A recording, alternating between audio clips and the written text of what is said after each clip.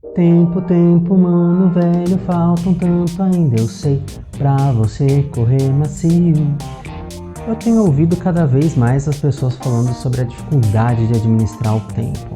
Então vamos bater um papo sobre as pressões, as exigências que estão deixando a gente cada vez mais ansioso, cada vez mais depressivo, muito perto até mesmo no burnout? Olá, eu sou Rodrigo César e você está no meu canal. Quem frequenta aqui o canal já sabe que eu tenho 3 profissões: psicólogo, ator e dramaturgo. Eu costumo dizer que no consultório algumas coisas acontecem muito peculiarmente, que algumas temáticas costumam percorrer a semana dos pacientes, da maioria dos pacientes, algumas vezes. E 3 semanas atrás eu tive uma demanda com muitas pessoas dizendo sobre a dificuldade de administrar o tempo.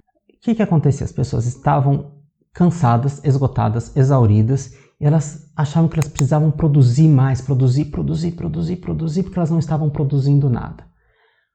Quando a gente foi conversando, a gente foi notando, olha, em quase todos os casos eu posso dizer que as pessoas elas estavam produzindo, mas elas não estavam fazendo algo literalmente concreto, realizando exatamente algo, mas elas estavam ou estudando, ou fazendo pré-produção, ou até mesmo descansando naquilo que a gente chama de ócio criativo. Porque a criatividade, ela precisa ali de um descanso para a gente permitir que a mente se higienize, que a mente oxigene, para a gente ter ideias novas. Existe o livro que eu vou colocar aqui na descrição do vídeo, que é o Ócio Criativo, e também existe o livro que eu também estou colocando aqui na descrição, o Sociedade do Cansaço, do Byung-Chul Han, que é um filósofo coreano. Bom, aqui na descrição tem o link, você não paga nada mais do que pagaria normalmente, mas você comprando pelo link que está ali, você ainda ajuda o canal a crescer. Esse livro, Sociedade do Cansaço, ele traz uma leitura muito importante da nossa sociedade atual, que eu acho que reflete um pouco aquilo que a gente vem vivendo. Ele fala que a gente está exercendo um excesso de positividade. Por quê? A negatividade, a parte negativa das ações seria não faça isso, não faça aquilo, tal. E a parte positiva é faça cada vez mais, faça. E a gente acaba vivendo sem tempo para respirar, para olhar para a gente. Já reparou como as coisas estão... Nós temos cada vez mais serviços 24 horas... É porque a gente está sempre produzindo, a gente sempre precisa encaixar nossas atividades extra-trabalho nesses horários cada vez mais tarde, né? Então a gente precisa comprar pilha, a gente tem um lugar onde comprar pilha 3 da manhã. A gente precisa comprar arroz e feijão, nós temos supermercado 24 horas. Então como que a gente vai se adaptando onde a gente precisa produzir cada vez mais? E onde é que entra o tempo do descanso? O Chul Han, ele fala o seguinte, que o sono é o ápice do descanso físico e que o tédio seria o ápice do descanso espiritual. Só que a gente não gosta de ficar entediado, né? O que acontece no tédio? Como que você se sente entediado? O que você faz no tédio? Às vezes não tem nada para fazer mesmo e qual o problema disso? Mas a gente está precisando sempre consumir algo. Toda hora entrando no celular. Tem telefone celular que dá a estatística de quantas horas por semana você utilizou. Se você utilizou mais ou menos que a semana anterior. E às vezes a gente se surpreende se a gente abre essa função no celular que traz essa estatística. Você vê em qual aplicativo você gastou mais tempo. E a gente se surpreende. E vem o que com isso? A culpa. Nossa, eu gastei tanto tempo nesse aplicativo que eu poderia estar trabalhando. Tá certo, a gente precisa da higiene mental, que é desopilar ali, brincar um pouco no celular, naquele aplicativo. Mas quantas coisas a gente também não usa a favor do nosso trabalho, principalmente se a gente está ligado ao criativo. Nesse ponto, eu vou trazer o conceito de sincronicidade que o Carl Gustav Jung, o pai da psicologia analítica, traz para a gente, que é a gente associar dois acontecimentos que acontecem simultaneamente ou quase simultaneamente e que aparentemente não teriam nada a ver um com o outro, mas que estão sim correlacionados se a gente der esse sentido, esse significado. Já aconteceu com você de você estar ali no Facebook, ali numa rede social, no Instagram, e você vê uma coisa e você tem uma ideia? Então, nem sempre esse uso das redes ele vai ser pejorativo, vai trazer um prejuízo para a gente. Mas quantas vezes a gente também perde tempo com isso, a gente gasta tempo demasiado com isso. Antes que eu seja mal interpretado ou que eu me coloque mal aqui, eu quero dizer que a sincronicidade ela também não está só a favor do nosso trabalho, a gente também precisa ter um olhar para essas outras coisas, para o nosso próprio processo de amadurecimento, para o nosso próprio crescimento, para a nossa própria sabedoria, que a gente pode chamar na psicologia analítica de processo de individuação, que é justamente esse trabalho interior que a gente faz. Mas para onde é que a gente anda direcionando as nossas energias? Será que o tédio, ele advém dessa questão de a gente não ter algo para fazer porque a gente realmente não tem motivação ou interesse ou inclinação para nada além daquilo que é exterior? Ou será que a gente também pode utilizar o tédio como uma ferramenta para voltar para a gente? Em que sentido?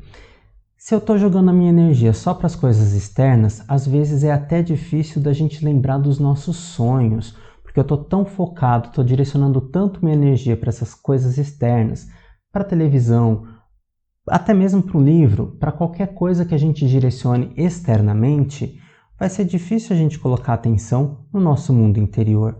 E por que eu falo dos sonhos? Os sonhos eles podem trazer recados do nosso inconsciente. Eu fiz um vídeo sobre isso e vou deixar o card aqui para você.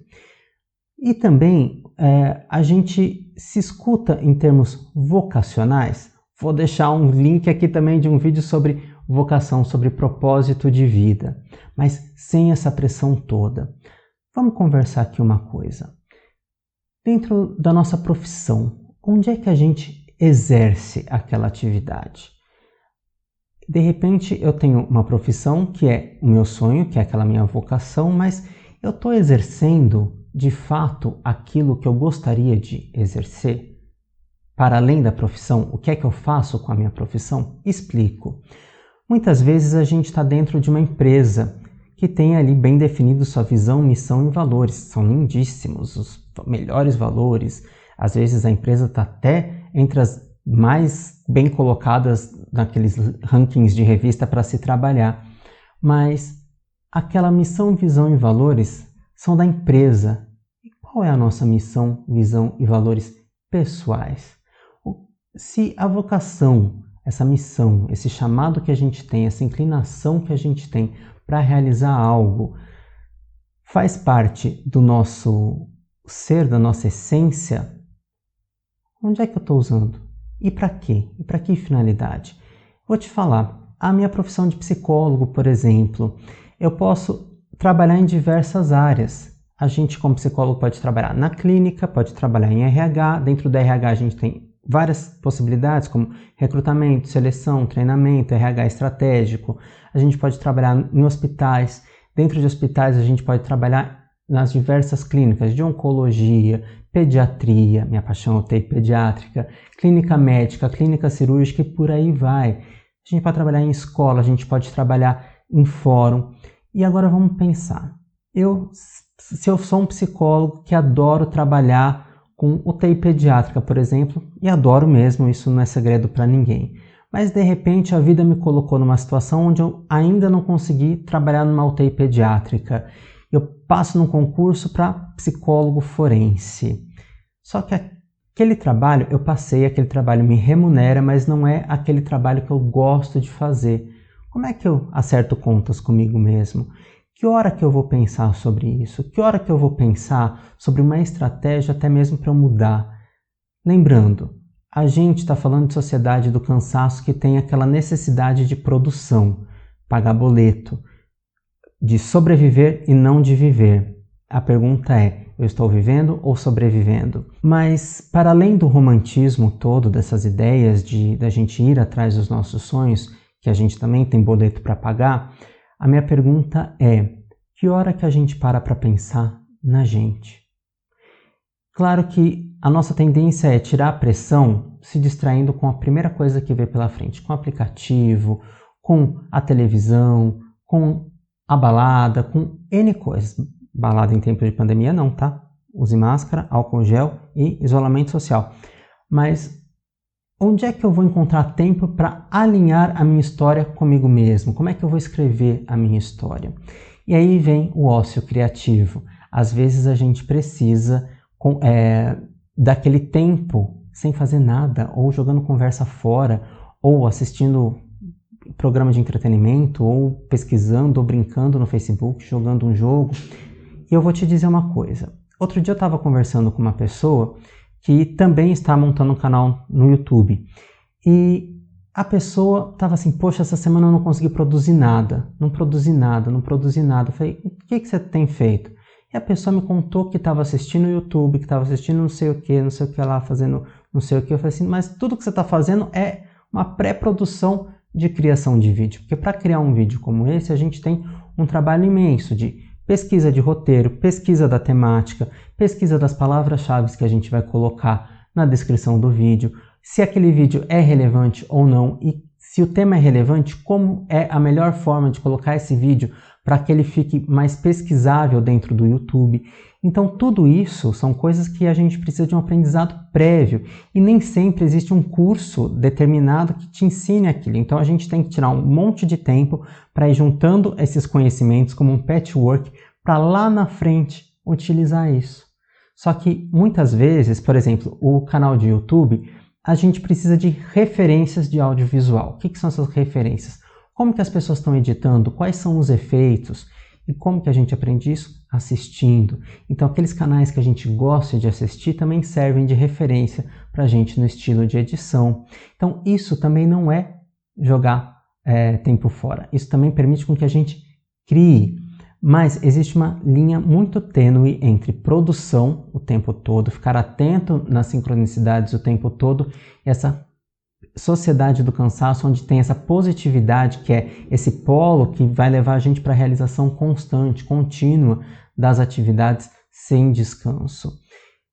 E aí a gente se percebe autômato? Isso é uma pergunta que a gente precisa fazer. Nós estamos sendo autômatos, estamos apenas realizando, e realizando para quem? Com que propósito?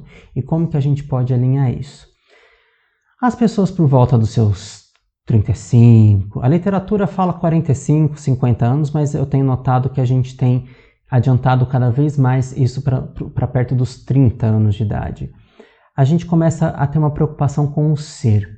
Se na primeira fase da vida, lá antes dos 45 anos, a gente tem uma preocupação muito grande com o ter, construir o patrimônio, se formar, construir uma carreira, construir uma família e tudo mais relacionado ao ter, a gente, nessa metade da vida, parece que alguma coisa está faltando e a gente começa a ter uma inversão, que é essa procura para meidar, essa procura para o ser, né, que a gente chama de metanoia ou crise da meia-idade.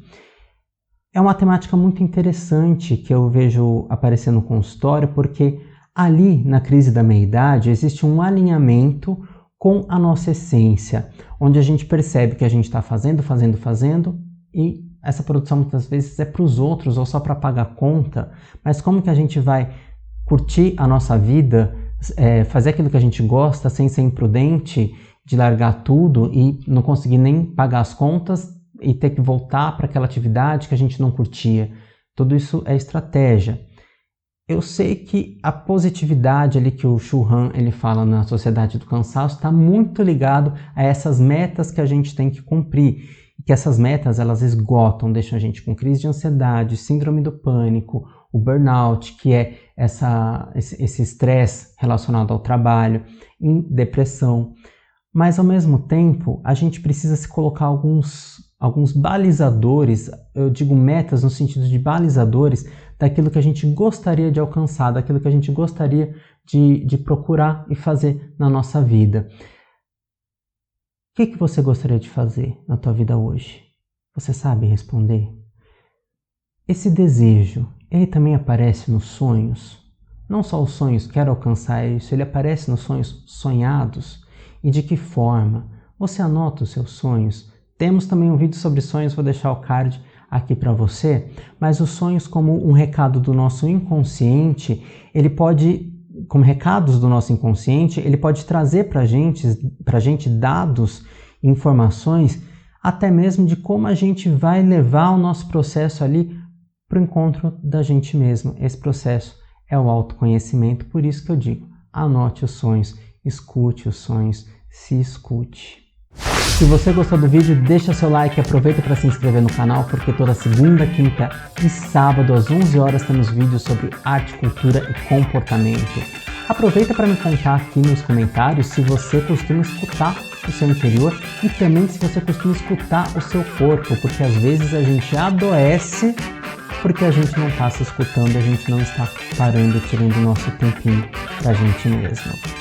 Eu vou deixar aqui na descrição do vídeo o link das minhas redes sociais. Um grande abraço e até mais. Tchau!